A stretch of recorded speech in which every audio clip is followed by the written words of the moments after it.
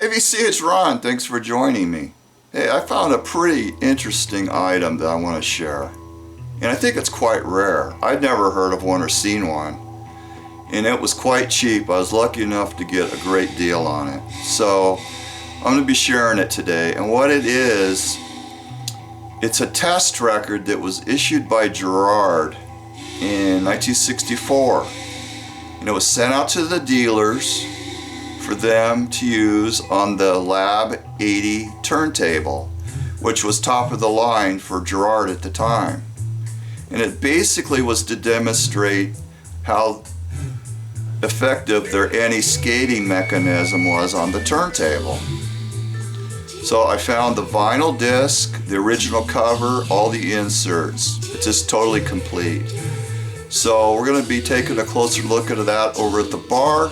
And then after that, I'm going to move over to the turntable, do a little brief demo. I did a little bit of research, so I'll be talking about the pros and cons of it. And if any of you audiophile geeks have any input, I'd love to hear from you down in the comment section. So let's move over to the bar and take a closer look at this thing. Okay, this is the kit that I was talking about. And I'm going to show the first three inserts, then we'll take a look at the disc itself. This first insert is basically general information for the dealer about what the test record would accomplish when they presented it to the customer. So I got all three inserts here. And this is just a letter to the dealer.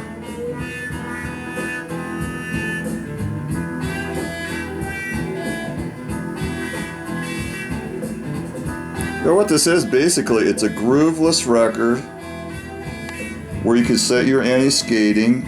And the whole idea behind it was, if your anti-skating was correctly set, the tone arm would float in the middle of the disc as if there were grooves. Okay, now I'm going to elaborate on that a little bit later.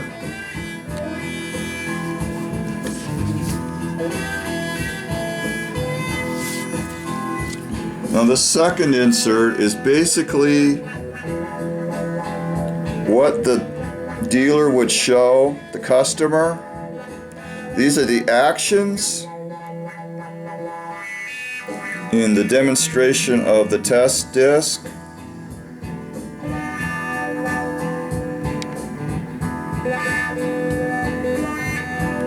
And this is the script that the dealer would tell the customer as they were performing the actions.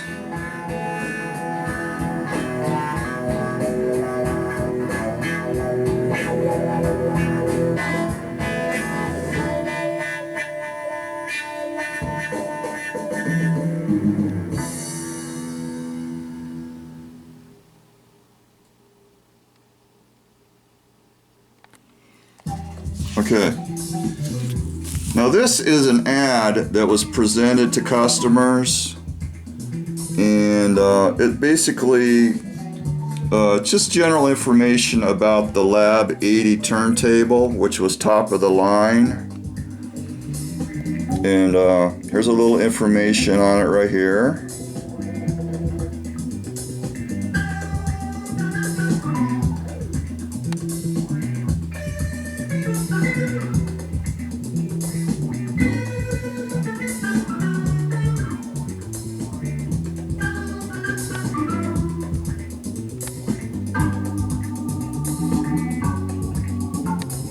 Now this is supposedly what would happen if the anti-skating was turned off and you put the tone arm on the test record.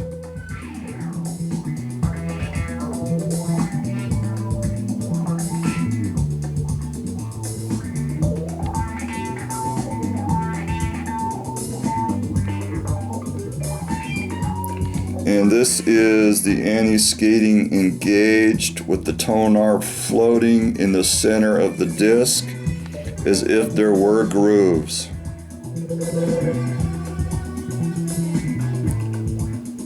So that would, according to this, that would indicate that the anti-skating mechanism was properly in line where it should be and was fully functioning.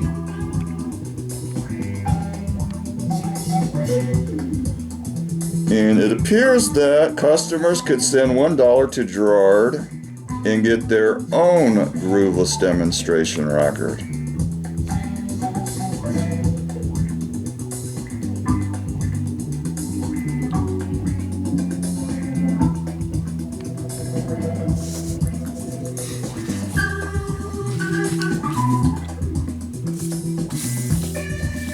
Okay, this is the test disc itself, and there's a general explanation of what it does on the label.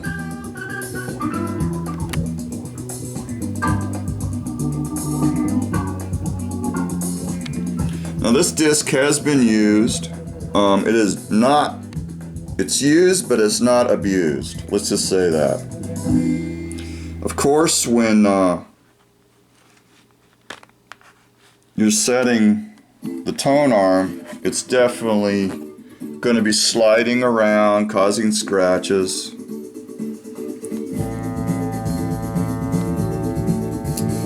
This is basically what was on that insert that I showed earlier, and it shows step by step on what to do and step by step on what to say as you're doing it.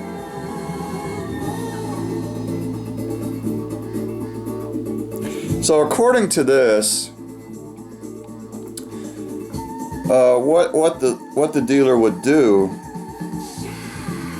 is he would set 2 grams on the tone arm, and he would set the anti-skating at 2, which would equal, which is actually correct. That is what you're supposed to do.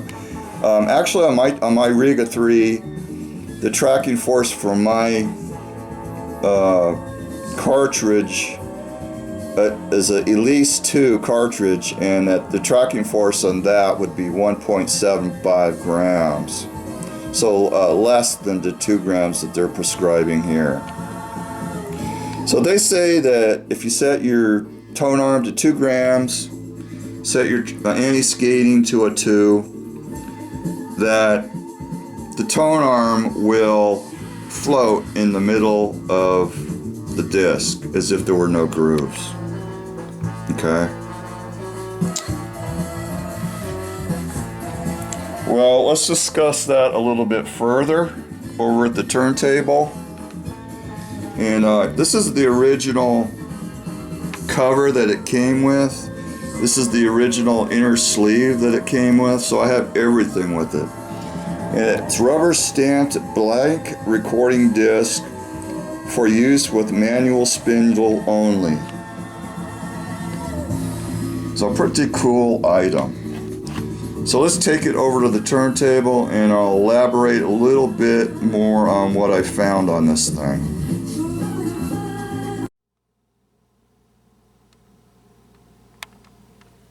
Okay, what I'm going to do is I'm basically going to talk about my findings over the past couple of days. Now, when I first got the disc, I put it on my turntable, and if everything was all set the way it properly should have been, and it was, the tone arm should have stayed in the center of the disc, which it didn't. It immediately moved rapidly to the outside. I thought, well, that's kind of odd. So I went online and I did some investigation. I really couldn't find anything out about this thing. But I did find the Hoffman forum, and there was some audio files on there discussing these discs and whether or not you can use them to set your anti-skating. Now, some people were saying you can, other people were saying you can't. So there was a mixed opinion there. So what I did was put my tone arm back on my disc, and I started to adjust the anti-skating mechanism, which I will show you. You can see it right there, and I have it set approximately where 1.75 grams would be. So that matches my tone arm weight. So, yeah. I just started to move that slide downward. And it got to the point where I could actually control which way the tone arm would go by sliding the anti-skate slide. So I eventually got it so the tone arm was floating in the center, okay? And then I looked at my gauge on my anti-skate, and it was reading just above the 0. And as you can see, that would be way down there. So that shouldn't be right. So it appears that the guys that were saying you cannot set your anti-skating using this disc was correct. But back in the 60s, Garrard was saying that you could. Maybe they had their turntable engineered differently so that it would, you know, show it being calibrated perfectly. I don't know. It's just totally weird. But anyway, I wanted to give this a go and show you guys. And if you have any comments, leave comments. But yeah, there's people on YouTube that are demonstrating what this disc says to do, and they're saying that their anti-skating is properly set because of it. Well, it doesn't look like that's true. So thanks for watching, guys, and catch you next time. Bye.